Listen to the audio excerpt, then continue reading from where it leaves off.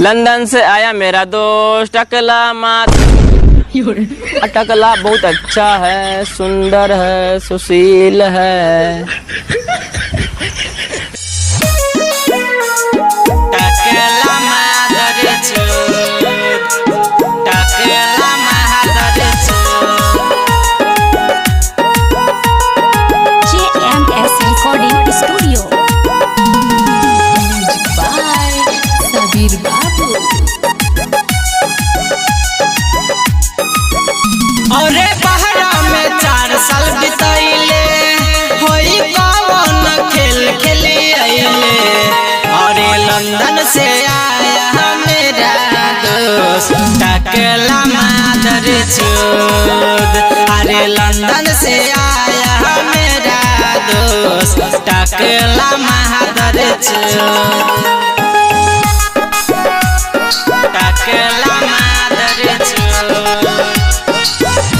JMS recording studio Sabir बाबू।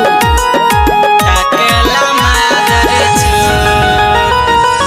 नैकी भौजी के साथ में लैला, पूरन की के घर में बैठैला, पूरन की के घर में बैठे रही। नैकी भौजी के संग में लैला, पूरन की के घर में बैठैला, घर में बैठैला। बाप लेना छो हाथ में कोदार, अब होई तो रे सुन रे मार। अरे लंदन से आया मेरा दोस्त टकला मादर चोद। अरे लंदन से आया मेरा दोस्त टकला मादर चोद,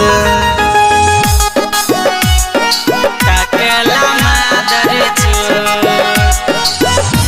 JMS रिकॉर्डिंग स्टूडियो सबीर बाबू। टकला मादर चोद। लंदन जाके तू इतना गोरैला, कौन क्रीम पाउडर लगैला, कौन क्रीम पाउडर लगैला। लंदन जाके तू इतना गोरैला, कौन क्रीम पाउडर लगैला, पाउडर लगैला। सरवन प्रेमी से कैले रे बात, अमन राजा के छोड़ला रे साथ।